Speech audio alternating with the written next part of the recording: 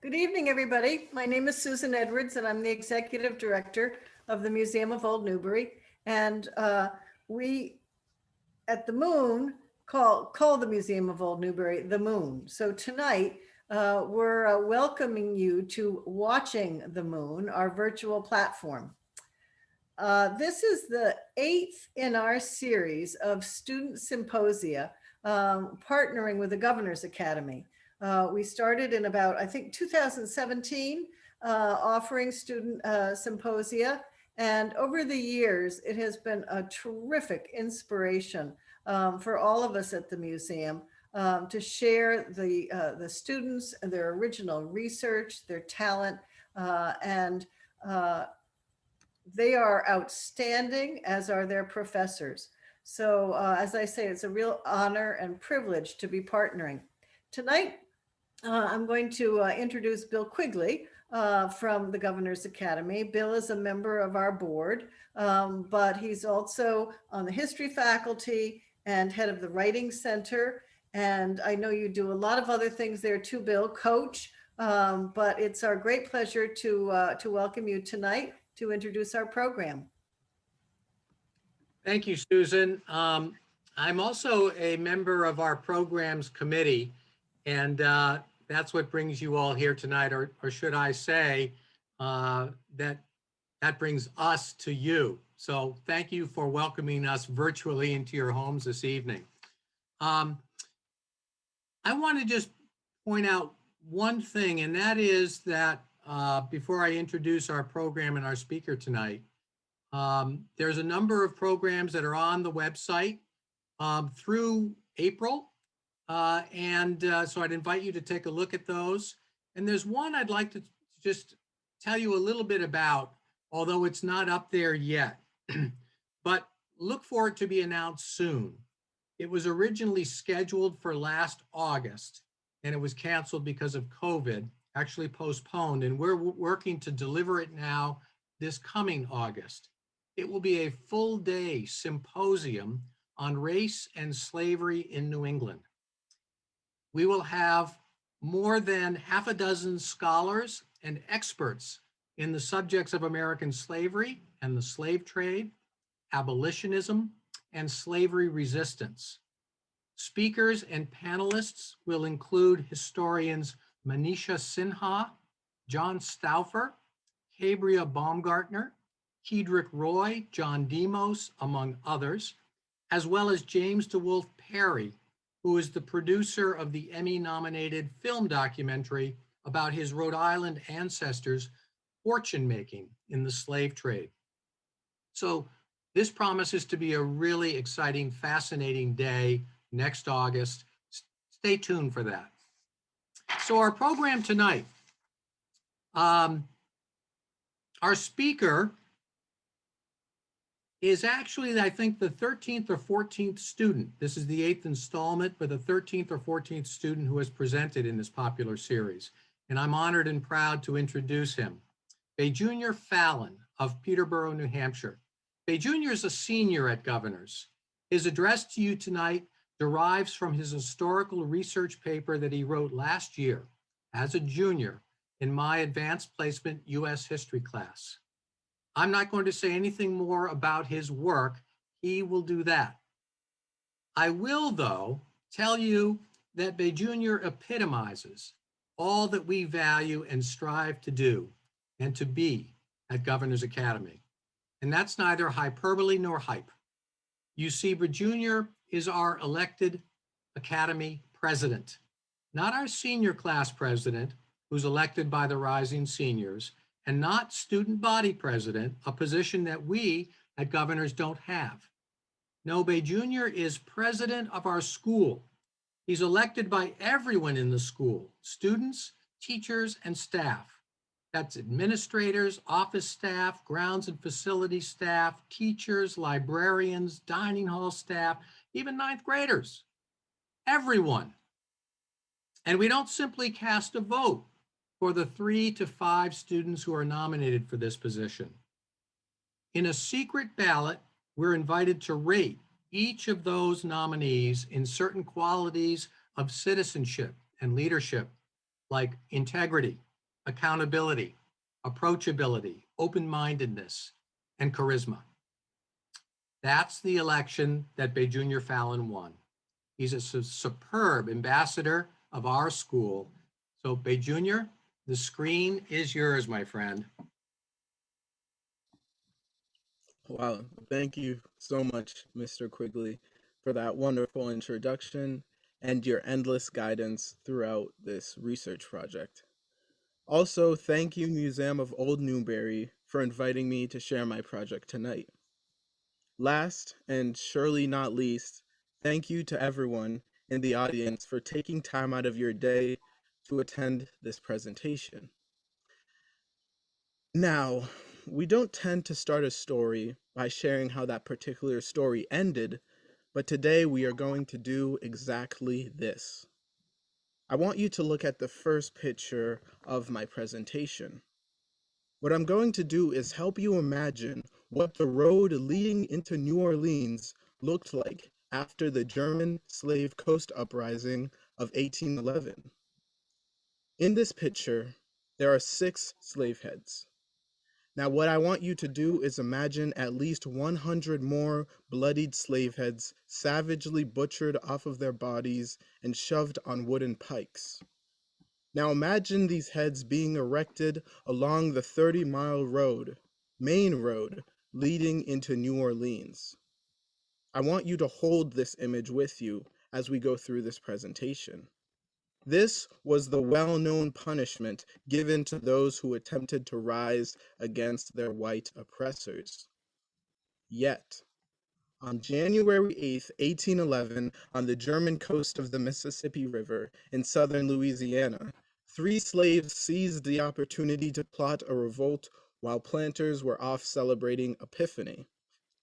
Charles Deslondes, the revolt's chief architect, Cook, and Quamana, sought to dismantle the institutional bondage systemized by the powerful white regime of Louisiana, which tore them from their countries, their cultures, their families, and their freedom. As many as 500 slaves joined in this swelling yet common revolutionary act. But this largest, bloodiest slave revolt in American history is lost in history, and the truth about it is deeply buried. Nothing stands to mark it but a shabby slave cabin converted into a makeshift museum and a neglected marker on a lonely roadside. Slide.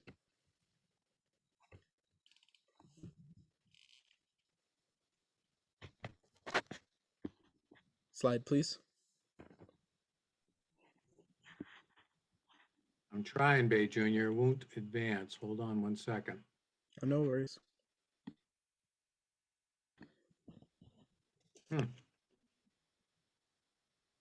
Bear with me. I'm going to stop share and then come back in, okay? Mm-hmm.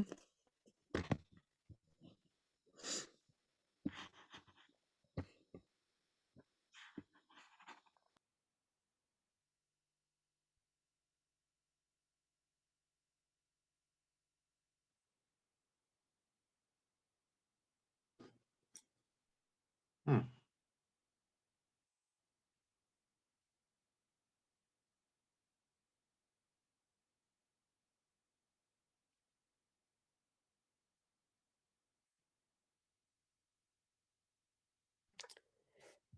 Bill, why don't you try putting your video back on and then share?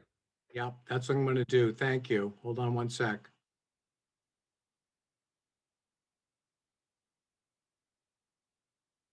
Huh.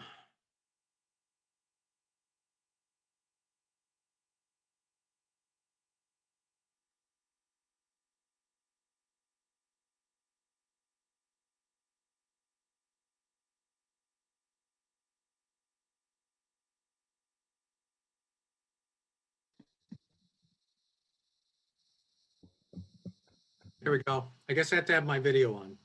Awesome, thank you. And the truth about it is deeply buried, and nothing stands to mark it but a shabby slave cabin converted into a makeshift museum and a lonely roadside marker. Plantation owner and powerful white aristocrat Manuel Andry made Charles Deslondes his trusted slave driver. Deslondes was mixed-raced and very intelligent. As a slave driver, he was responsible for forcing slaves to work and punishing those who didn't. Slaves commonly deemed slave drivers to be traitors, but Deslondes took advantage of his license to travel on Andry's business, connecting with slaves from other plantations to plan a rebellion. Deslondes' biological parents, birthplace, age at the time of the revolt, status as a slave free or black, and formative experience remain somewhat of a mystery. Historian Herbert Aptheker refers to Deslondes as a free mulatto from Saint Domingo, also known as Haiti. But according to Rasmussen, Deslondes was born at the Deslondes plantation on the German coast. Leon Waters, an African-American historian and descendant of one of the many slaveholding families that fled, and descendant of one of the slaves who took part in the revolt, says that Deslondes' family was one of the many slaveholding families that fled the Haitian Revolution in search of refuge, and said that Charles Deslondes, born around 1780, and was brought along with other slaves. If born in Haiti, Deslondes might have derived inspiration and possibly military training from first-hand experience in the Haitian Revolution that ended in 1804 with the independence of the Republic of Saint-Domingue from France. If Deslondes was a mulatto, as some sources claim, and if one of his parents was a French planter, Deslondes' motives might have been more than revolutionary. Was Deslondes driven by jealousy and feelings of rejection? Conflicting sources and the absence of documentation leave these questions unanswered. Slide. The revolt started on the Andry plantation, about 30 miles west of Louisiana. If you look at the map, the Manuel Andry plantation is the last plantation on the northern bank of the Mississippi. Slide.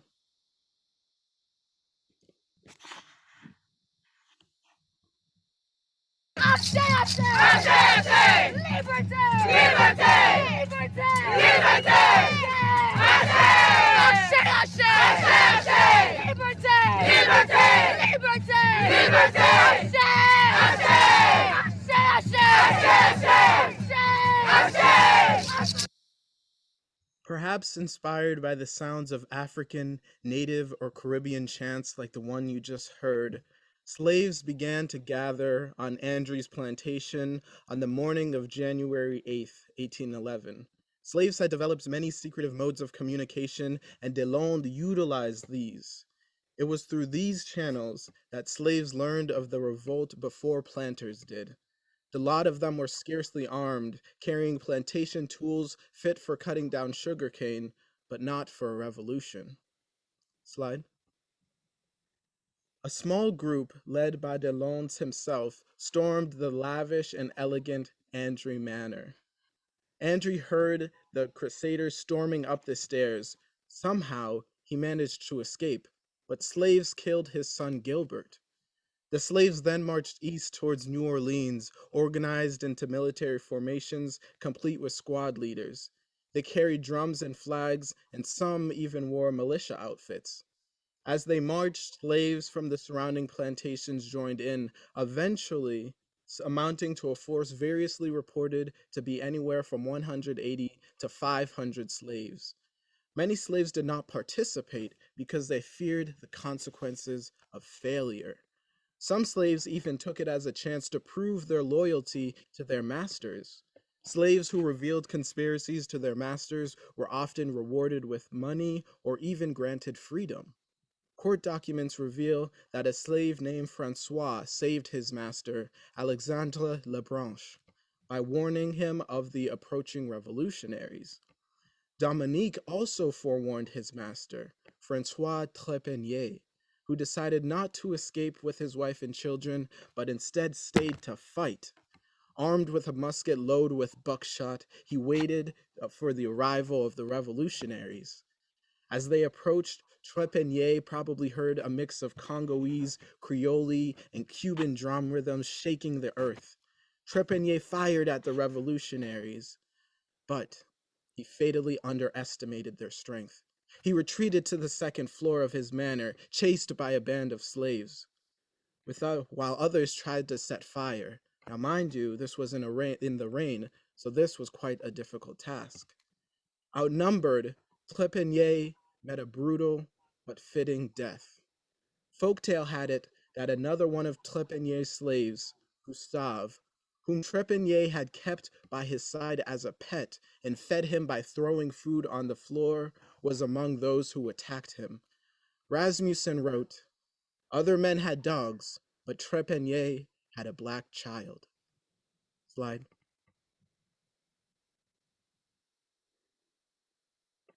This picture and the one that came before, This picture and the one that came before are photographs from the only reenactment of this historic revolt. And this reenactment only occurred just 2 years ago in 2019. I will talk more about that later in this presentation. Slide.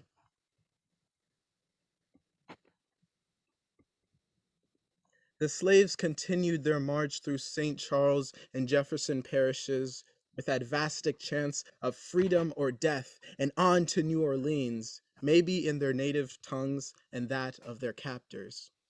Slide.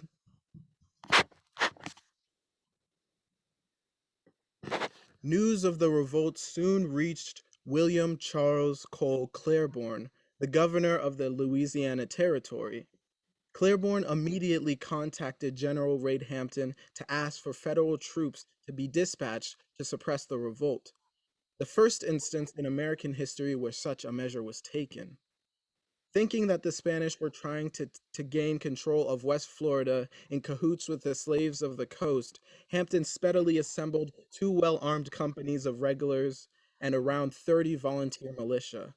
As reinforcement, Commodore John Shaw volunteered some of his Marine forces and stationed a 16-gun brig, Cyrene, to protect the stockpile of weapons and ammunition on the south bank of the Mississippi. Claiborne took action to ensure slaves in New Orleans didn't join the revolutionaries and white citizens wouldn't be panicked. He set a curfew, warned planters to keep watch of their slaves, and forbade the selling of weapons to slaves.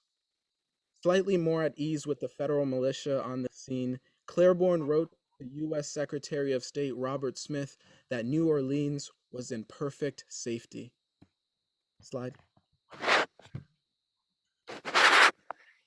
Hampton's army marched up the Mississippi in hopes of intercepting the procession of slaves heading to New Orleans. The slaves stopped at Colonel Jacques Fortier's sugar works, using it as a fortification against Hampton's approaching militia. Soon, a motley force armed servicemen and volunteers led by Major John Darrington arrived at the mill. Darrington readied to attack, but General Hampton stopped him. Hampton cautiously awaited the arrival of more infantry to break the brick buildings at Fortier's. When the infantry arrived, Hampton assembled his men and advanced toward the fortification. When Hampton gave his order, his forces stormed the plantation, but they met no resistance. The revolutionaries outwitted a superior force with a hasty retreat. The slaves drew Hampton deeper into the German coast, where they had the advantage of familiarity with the land. Rasmussen writes, Hampton's forces faced a bleak prospect. As they marched further into the German coast, each plantation, each grove of cypress could shelter the slave army, and every black slave on every plantation was a potential spy or recruit.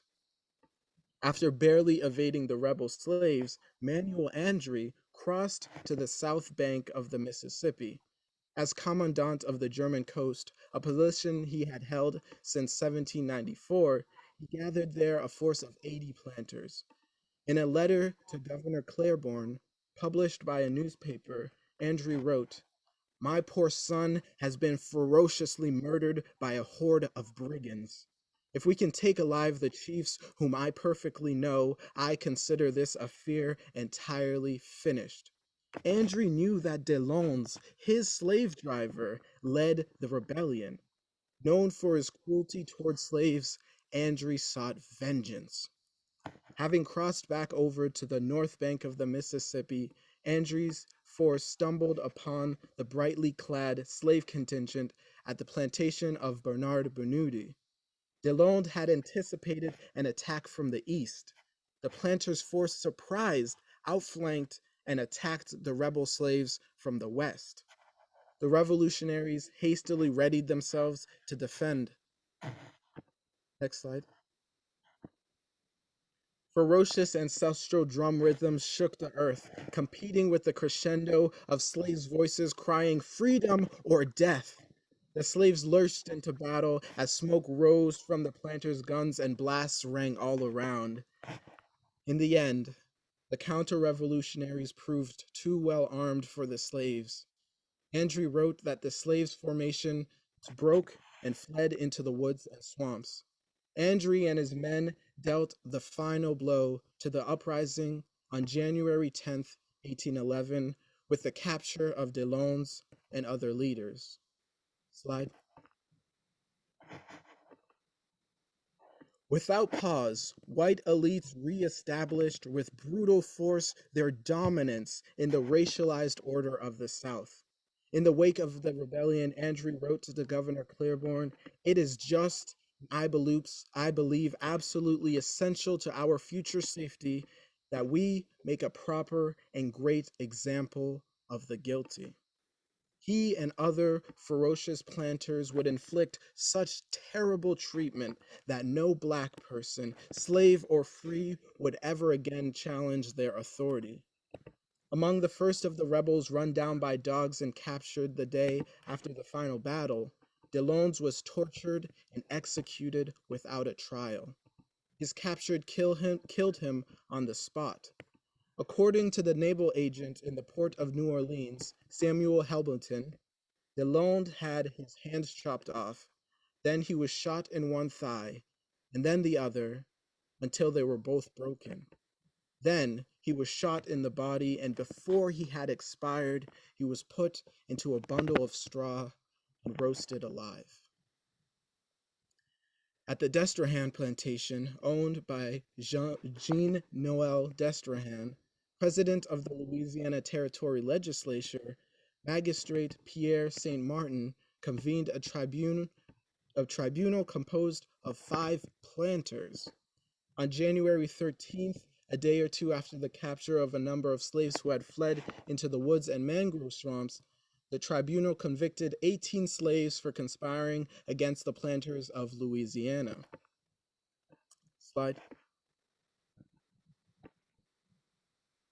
The tribunal pronounced sentence: the heads of the executed shall be cut off and placed atop the pole on the spot where all can see the punishment meted out for those who would take part in such crimes. Also, as a terrible example to all who wish to disturb the public tranquility in the future. All but 2 convicted slaves were sentenced to death by firing squad. With the support from Claiborne, the planters barbarically chopped off the heads of the revolutionaries and placed them atop spikes along the 30-mile road leading into St. John's, St. Charles, and Jefferson parishes into New Orleans. Samuel Helberton acknowledged the Destrehan Tribunal's purpose. The accused slaves were brought here for the sake of their heads, which decorate our levee, all the way up the coast. 2 white men, Andrew's son and planter Trepanier, and an unknown number of black people died in the uprising and the executions in its wake. Claiborne expressed his appreciation to the militia for putting down the atrocious insurrection. He never stated the number of slaves killed by the planters and volunteer forces. The Louisiana Gazette reported on January 22, 1811, that 99 slaves were involved, all of them killed in fighting, executed, or missing. Contemporary African-American historian Henry Louis Gates numbered the German post-slave revolt army to no more than 124 slaves. Some other historians reported that the possible involvement of 500 slaves. If that high of an estimate is correct, many more rebels escaped than the Louisiana Gazette reported. The Louisiana Gazette, like most other southern newspapers owned by planters, had a vested interest in both minimalizing whites' fear of another slave uprising and brutally discouraging black people from ever rebelling again. This picture depicts Andrew's barbaric and great example. Slide. So my main sources of information were actually primary sources, such as newspapers that published many of the letters that Andrew wrote during the revolt that he then sent to Governor Claiborne. Many of these letters chronicled the revolt. Another source of information I used were books of the letters that Governor Claiborne wrote during his time as governor. The distress in his letters is palpable during the 1811 revolt. Afterwards, he issued edicts to stop the importation of slaves from the Caribbean. I also used court documents from the trials. Lastly, I used history books that, ironically, were written by plantation owners who were involved in the revolt. Slide, please. For secondary sources, I used journal articles, a couple of unpublished manuscripts, including a thesis written by an undergraduate college history student about 10 years ago, and the principal books that have been written about the revolt published from the late 19th century to now. Slide. Who controls the past controls the future. Who controls the present controls the past. I chose this statement by George Orwell as an epigraph because, slide, this historiographic review examines how and why the German coast slave uprising of 1811 has been buried for so long in half-truths and lies. The 200-year-old narrative that has dominantly shaped the history told and not told about the rebellion is a product of America's original sin. Critical scrutiny of the traditional narrative reveals that its holding power then and still now is rooted in the deeply seated American construct of race. Slide. Traditionalist narratives all discount slave rebellions as episodes of savagery by an otherwise docile and inferior race that benefited from the peculiar institution, what Southerners would call the effects of a disease called drapetomania. Dr. Samuel Cartwright, a slave-owning New Orleans physician, invented a mental diagnosis called drapetomania to explain why slaves ran away. Writing for a medical journal in 1851, Dr. Cartwright asserted, "The cause in most of the cases that induce the Negro to run away from service is as much of a disease of the mind as any other species of mental alienation, and much more curable. With the advantages of proper medical advice strictly followed, this troublesome practice that many Negroes have for running away can be easily prevented." Southerners before and after the Civil War, before and after emancipation, employed pseudoscience and proto-social Darwinism to justify racism and uphold white supremacy. Francois Martin, brother of the judge in the Deslondes trials, later wrote The History of Louisiana from the Earliest Period. Martin devotes just one paragraph to the German coast slave uprising, and he chose to write extensively about another much smaller revolt of slaves in Louisiana in 1795. Called the Point Coup uprising, similar to the German coast uprising, planters punished 35 slaves, hanged and beheaded 23 of them, and displayed their heads on the road leading into New Orleans. Martin attributed inspiration for that earlier revolt to the Haitian Revolution. The rebellious slaves in 1795, Martin wrote, were seduced into an attempt to rise because reports of the success of the blacks in Hispaniola had spread throughout the territory. But Martin says nothing about the much larger and more threatening German coast slave uprising. As he had done in his chronicle of Point Coupe revolt, Martin emphasized the swift execution of justice and the example made of the rebels. But he ignores the rebels' military order and how they had outwitted federal troops, implying that the uprising had been quickly and effectively crushed. And he omitted any linkage between Haiti and the German coast uprising. Why? Because the success of the Haitian revolt terrified Martin and other white Louisianians. Martin did not dare to confess how near Deslondes and his fellow slaves had come to a successful revolution, which Southern whites then clearly saw in Saint Domingo, where Haitian slaves had repelled Napoleon and established a free Black republic, because doing so would acknowledge the agency of Black people and refute the construct of white supremacy which kept the Southern slavocracy intact. Acknowledging the slaves' agency and oppression would contradict the white South's agenda of characterizing slaves as apolitical acts of criminality and barbarism. Charles Gayari lived through the German Coast Revolt and had chronicled his experience in the History of Louisiana, the American Domination, published the year after the South's defeat in the Civil War, the same year that Edward Pollard published The Lost Cause, a new Southern history of the War of the Confederates. In order to reify white supremacy, Gayari's account of the German Coast Rebellion nonsensically portrayed Black slaves as both disorderly drunks and disciplined soldiers. Though he described the rebel chants as bacchanalian, Gayari characterized the rebel ranks as also well organized. Further, he twisted the story of Printer Trepanier to romanticize whites' response to the revolt. He claimed Trepanier alone kept a force of 500 slaves at bay with a single shotgun.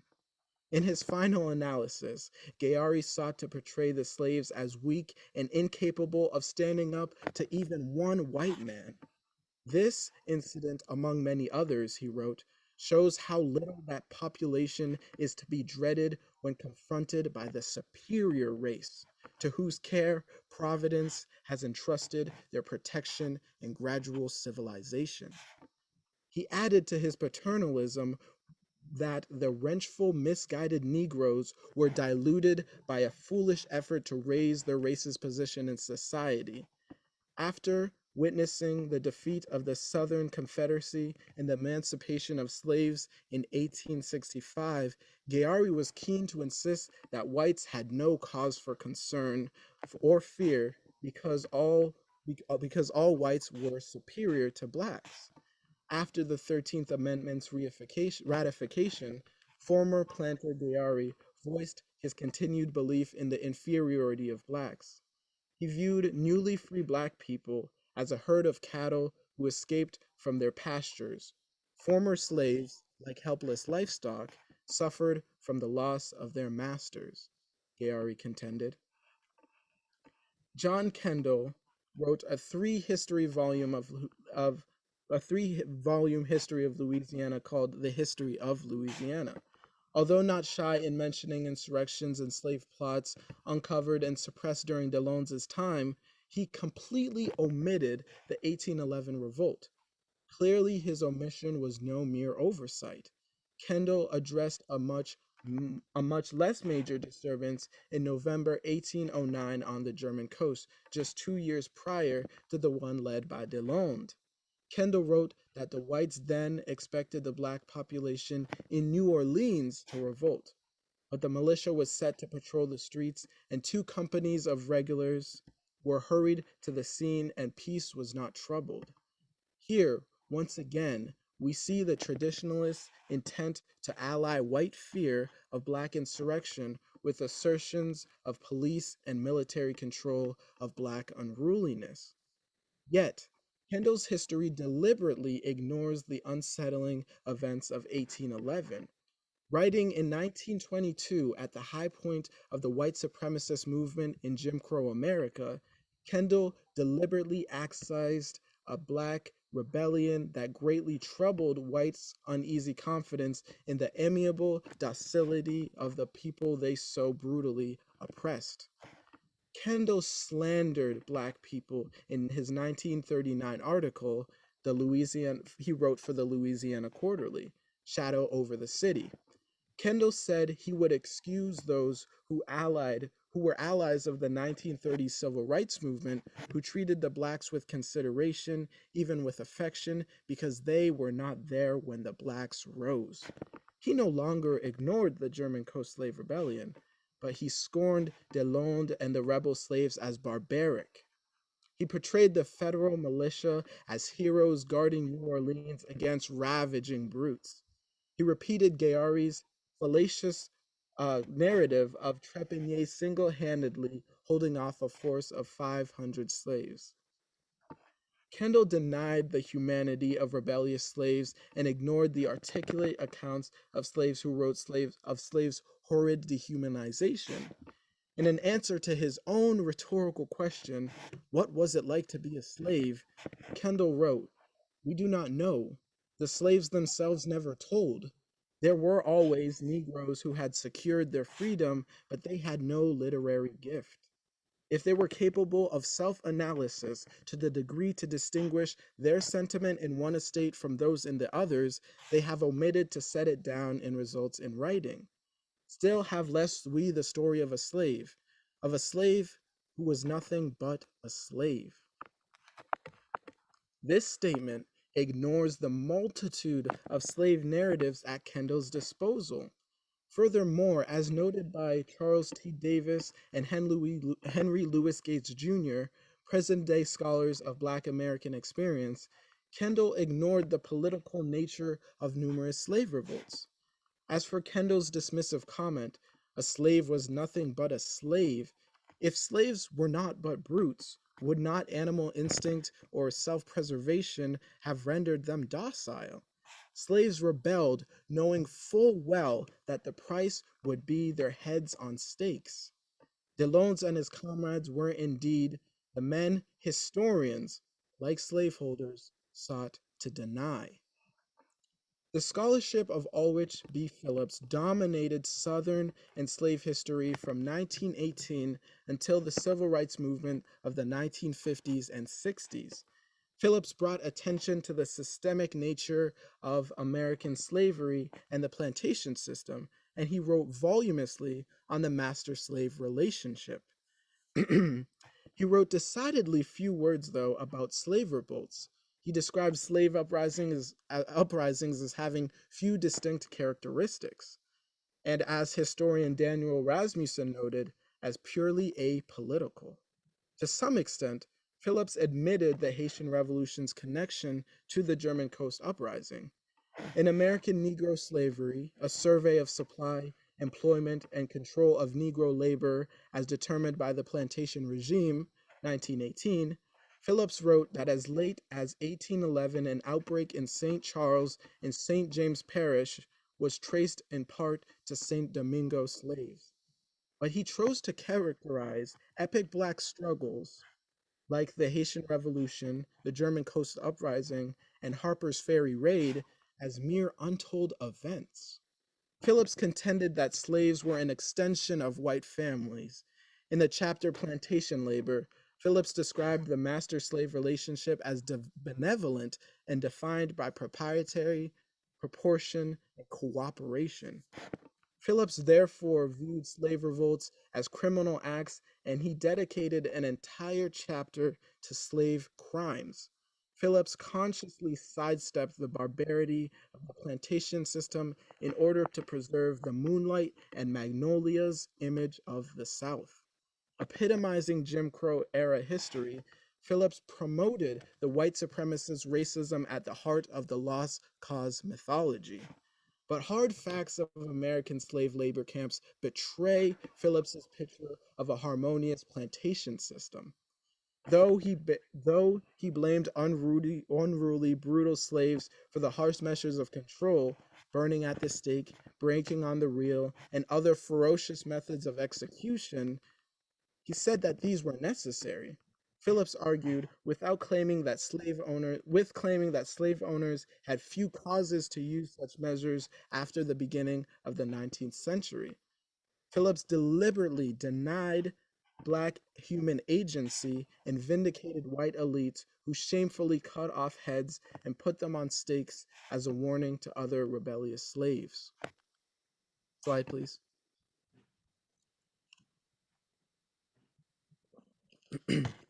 Not until 1942 would any historical account sympathetic to the rebellious slaves of 1811 be written, and that account remains unpublished.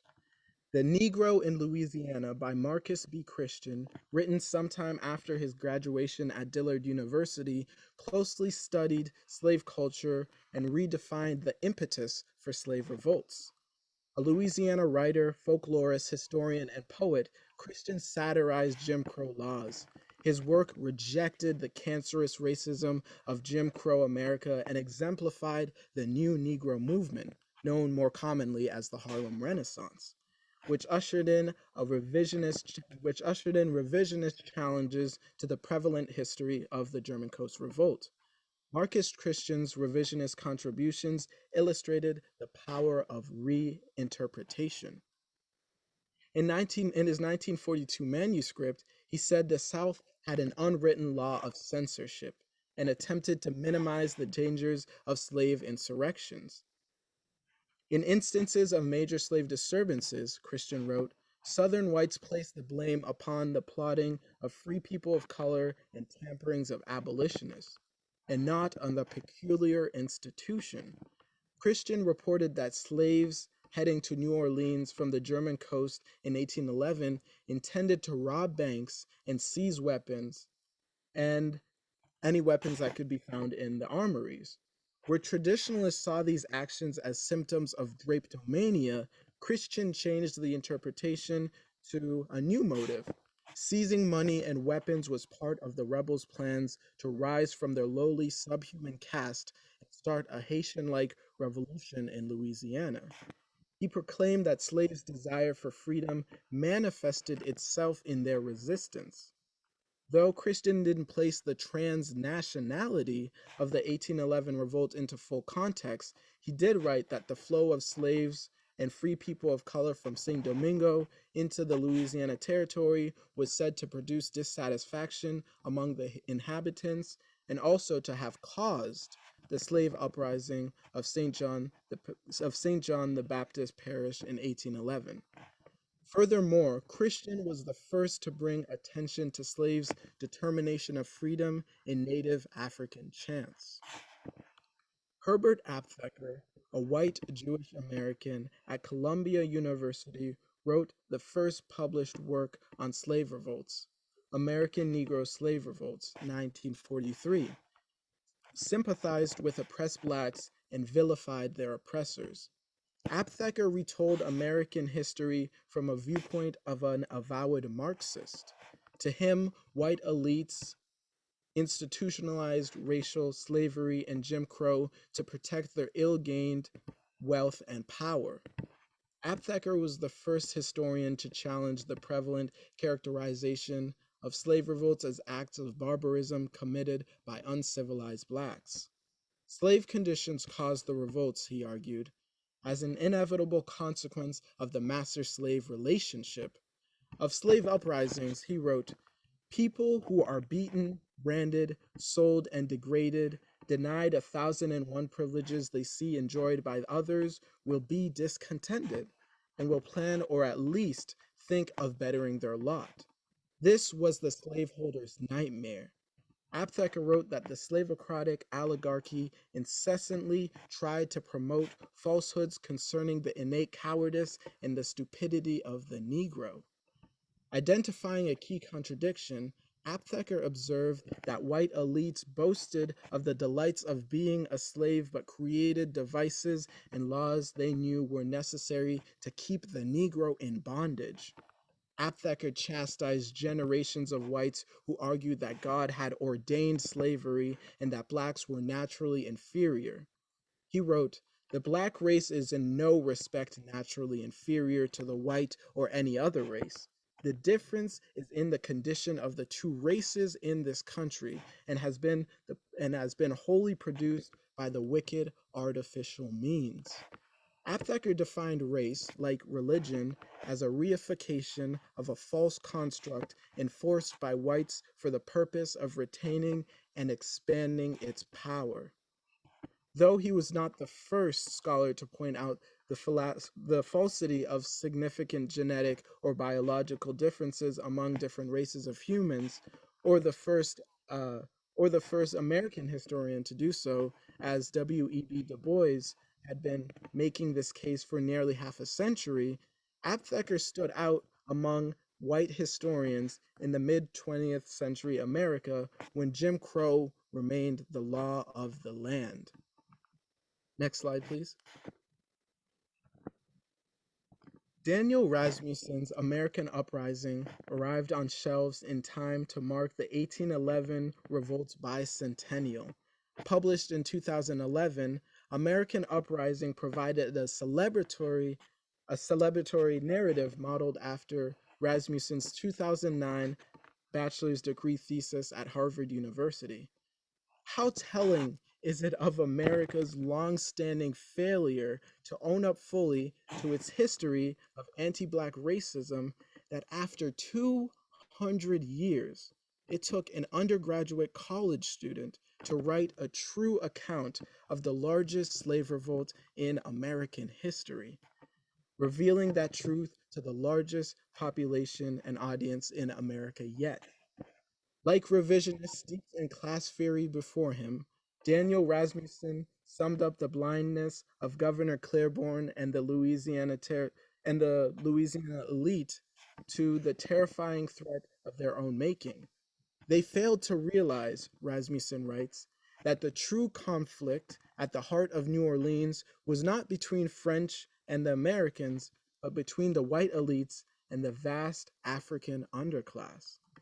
Rasmussen's account rightfully acknowledged the full human agency of the German coast slaves and the white establishment's oppressive control of their bodies.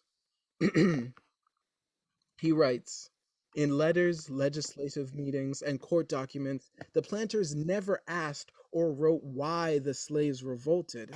Their goal was to strip the event of why and make it merely a string of facts, a bloody nuisance quickly contained. These powerful white men used violence in the field and violence on the record concomitantly to suppress the political nature of the uprising. These acts of violence and acts of narration served to mark the boundary between chattel slaves, humans turning into commodities, and citizens, and humans turning into state actors and imbued with political meaning.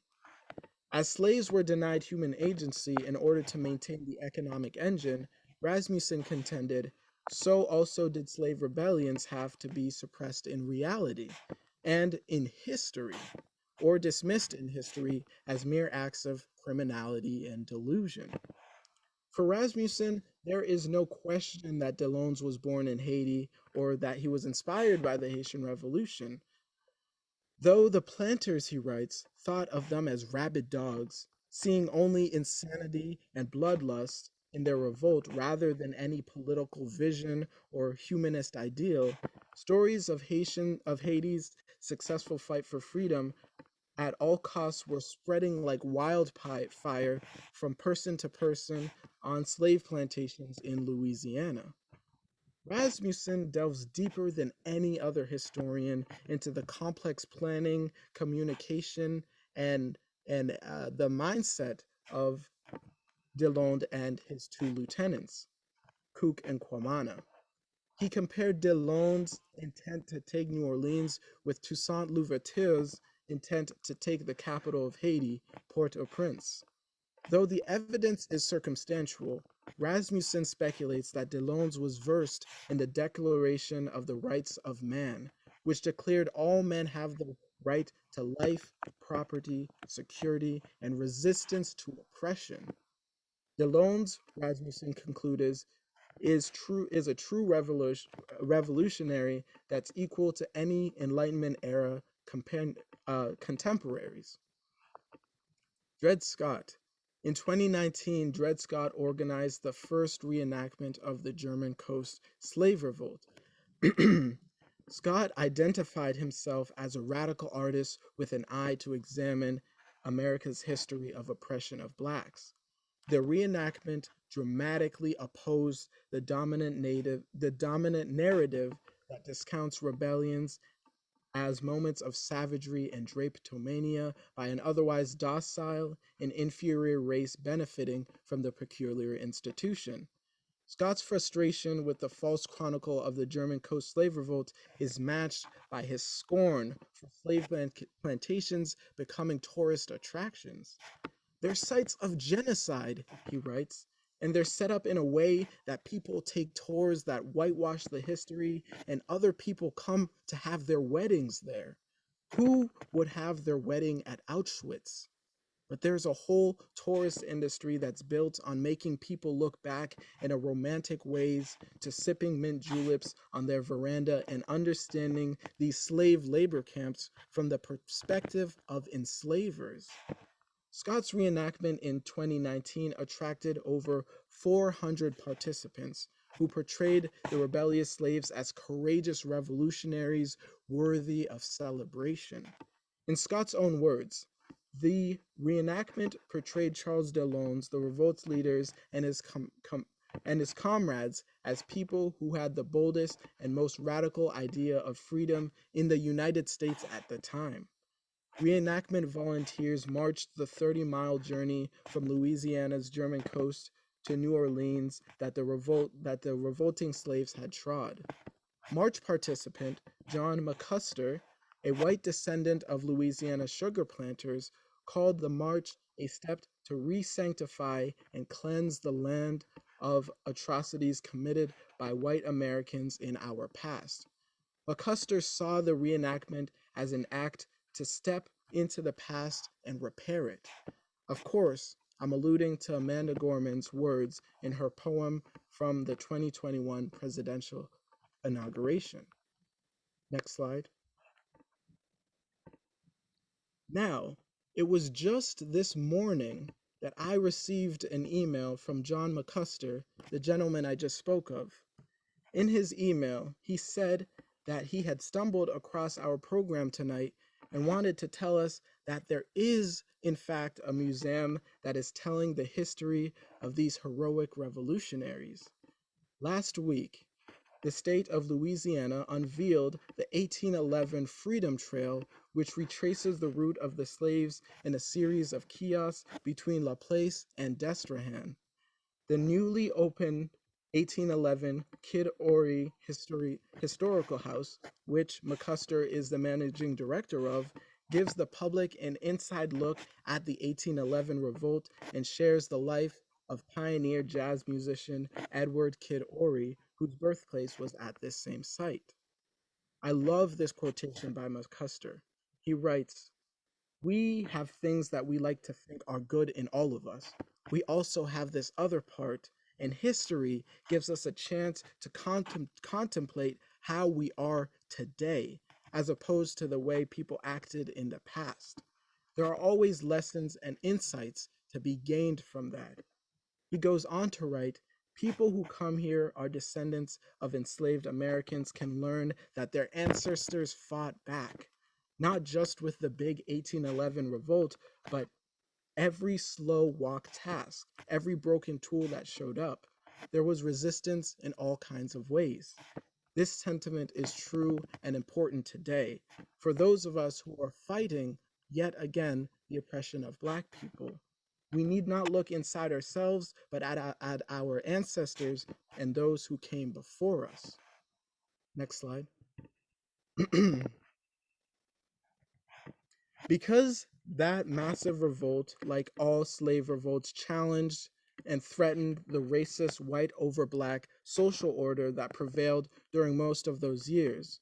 Only relatively recently have scholars acknowledged black agency and the indomitable human spirit, the quest for dignity and freedom in the German coast slave revolt. At long last, that view is coming to prevail in history, hopefully burying forever America's long history of using the construct of race to rationalize white supremacy and political repression.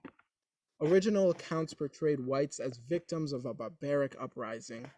Elite whites who wrote the original accounts had a very real yet historical fear of slave rebellions, and so they vilified black people as a means to defend the Southern slavocracy. Through successive eras, various narratives of the slave revolt either added to or perpetuated racist tropes. After emancipation, white supremacists assumed new forms and new systems of exploitation. The Black Codes after the Civil War kept Black people away from the ballot box and in the fields, serving their former masters. Racial discrimination and segregation then became extensively codified during Jim Crow era. Black resistance to the systemic oppression was met with brutal force similar to the great example made of Deslondes and his comrades, lynchings and KKK terror. The exploitation of Black culture during the Harlem Renaissance coincided with that revanchist violence. The true story of the German coast uprising began to be told, but it was also beaten down in history. Traditionalists never made concessions in spite of the loss of the Civil War, emancipation, the end of Jim Crow, and even the election of the first Black president. This point is illustrated further in the contemporary criminal justice system. Persons of color are 5 times more likely to be imprisoned than their white counterparts.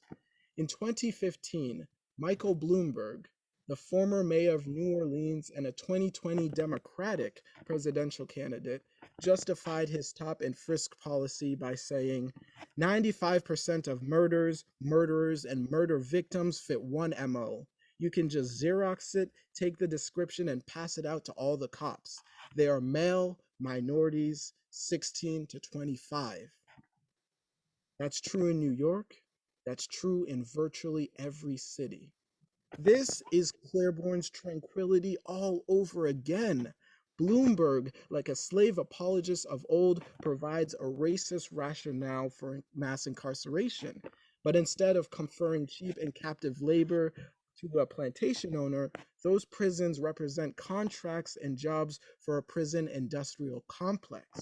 Police brutality is the modern day manifestation of a deeply rooted fear of Black people in America.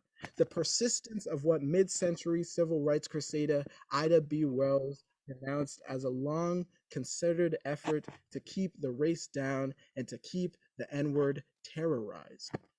During the infamous Central Park 5 trial of Black teenagers falsely accused of rape, Donald Trump bought a full-page advertisement that read in bold capital letters, "Bring back the death penalty.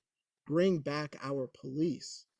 Trump's encouragement of death as a means of restoring order is a modern-day version of Andrew's call for a great example. Thank you.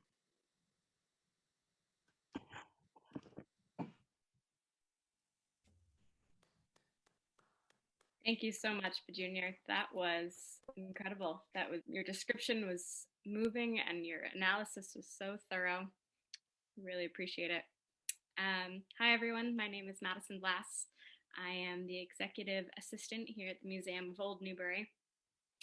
And it looks like we have a few more minutes, so I'd love to invite questions. If you wouldn't mind keeping your screens off and staying muted, you can find the chat feature if you hover your cursor over the bottom of the screen. If you type your questions in there, I will ask them one by one to Bejunior, just to simplify everything. All right, so to start out, we already have a question from Julia. All right, Julia asks, I'm curious what you encountered in terms of analysis or perspectives on the role of oral history in reconstructing events like this, particularly since a majority of people involved were not allowed to learn to read and write, therefore could not document the events themselves. That's actually a great question. And as I was writing this paper, I was like, man, I wish I could fly to Louisiana and go into a Black community and see if this oral tradition is still alive. And I think that's when Christian Marcus wrote his history. It was a culmination of oral transition. And there was another author who wrote a book during the civil rights movement, Albert Thrasher. And that was a book that was really put the German post-slave uprising into context, but wasn't as widely popular. But the Black citizens of Louisiana came together and they created a historical society and brought all these folktale ideas together to bring the book together. So I wish I could hear these, but it's very much alive, and I think it's how stories like these have survived for so long, if not written in history. And it also makes me sad to think about, well, what stories haven't been told and aren't being passed down with the folktale tradition. So that's really interesting. Yeah. I have a quick question for you. Would you mind speaking to any connections that you can draw between the revolt and current events, recent events that are happening in our social and political climate right now? Yeah, I think that this entire story and paper is about the persistence of white supremacy, then and still now. And I think in January, when we saw the Capitol riots and the mob, we saw the Confederate flag enter into the Capitol building, something that didn't even occur during the Civil War. And it just shows you how systemized and institutional white supremacy is. um, White supremacy is still very much alive and is still very much a thing, but now that we're even talking about it, people are scared and they're fearing losing this advantage that their whiteness gives them. Because we're not really making much change. All we're doing is just talking about these issues, but white people are scared. um, and I think that that was used by the conservative side of the Republican Party to rile up people. And it just kind of shows that, you know, even after 210 years between this revolt and now, that these things are still very much alive and have had a lot of time to perfect themselves. Um, and I think that even this summer with the killing of George Floyd, and, you know, the many Black people that came before, the the police are practically untouchable, and it's because these systems are working so well. It's not like when people say, oh, this isn't America, like, no, this is America.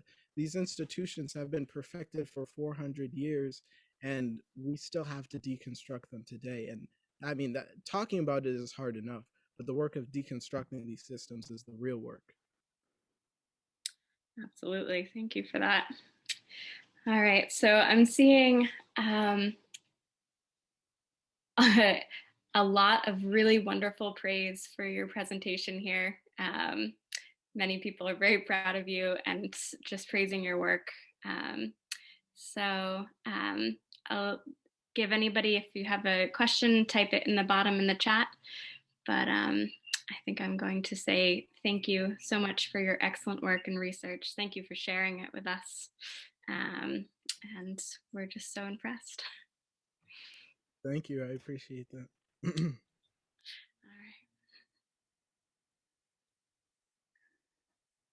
Make sure you keep looking at the chat. Everyone is is wonderful done here. Expertly done. Thank you for sharing this important, crucial work with us. Incredible presentation. So proud.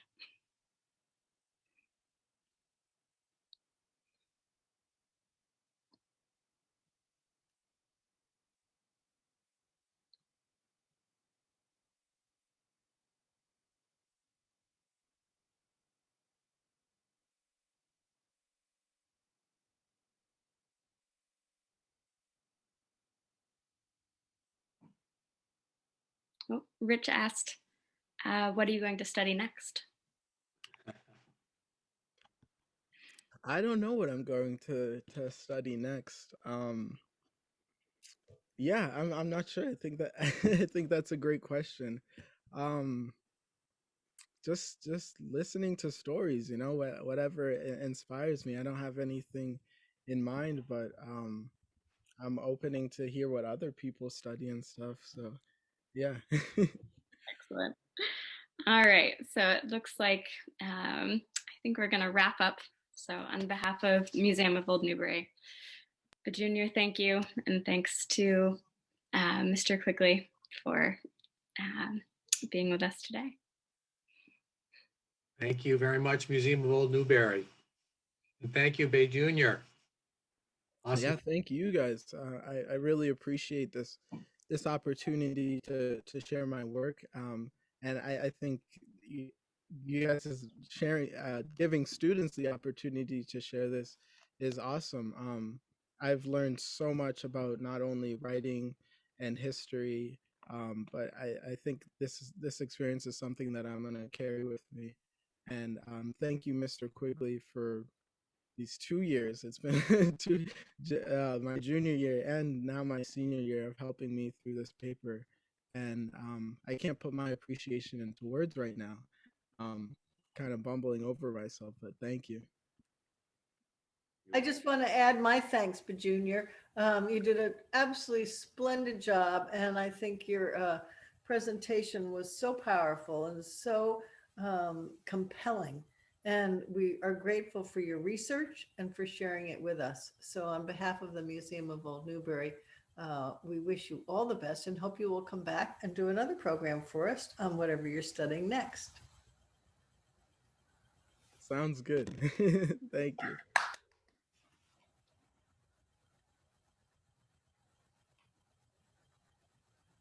And thank you, everybody, for who joined us tonight in Watching the Moon. We hope to see you in 2 weeks for our next program, which is called Rustic Warriors, about the early battles of New England on the frontier with Professor Stephen Eames. Thank you. Thank you. Good night. Good night. Good night. Thank you. That was great. Thank you. Great job, God. Junior. Great job. Thank you.